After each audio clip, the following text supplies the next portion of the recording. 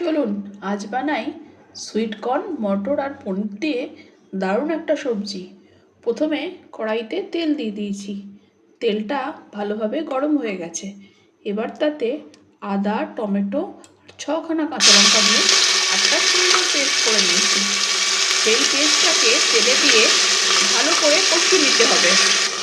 এবার দিচ্ছি একটা তেজপাতা, ভালো করে ধুয়ে পরিষ্কার করে দুভাগ করে দিয়ে দিলাম বেশ কিছুটা ধনেপাতার কুচি, আর দিচ্ছি 1 চামচি ধনে, 1 চামচি জিরে, হাফ চামচি হলুদ আর হাফ চামচি গরম মশলার গুঁড়ো। এটা দিয়েও মশলাটা ভালো করে কষিয়ে নিতে হবে। এবার আগে থেকে ভিজিয়ে রাখা মটরগুলো আমি কষা মশলার মধ্যে দিয়ে দিচ্ছি। মটরটা আমি ওভারনাইট জলে ভিজিয়ে রেখে দিয়েছিলাম। মটরটাকে কিছুক্ষণ মশলার সঙ্গে কষে নিয়ে এবারে সুইট কর্নটা দিয়ে দেবো। দিয়ে আরও কিছুক্ষণ কষিয়ে নেব।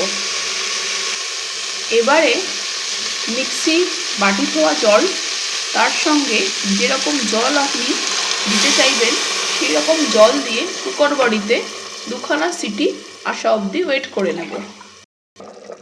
কুকার বাড়িতে 2টো সিটি হয়ে গেছে। এবার স্বাদ অনুযায়ী দিয়ে দিচ্ছি নুন, আর দিয়ে দিচ্ছি বাটার পনিরের টুকরোগুলো। এগুলো ক্রিম পনির ব্যবহার করছি, আপনারা চাইলে এমনি পনিরও দিতে পারেন। দিয়ে আরও কিছুক্ষণ ফুটিয়ে নেব।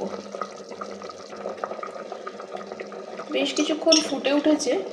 এবার দিয়ে দিচ্ছি হাফ চামচি কাসুরি মেথির গুঁড়ো। এটা আমার বাড়িতেই তৈরি করা।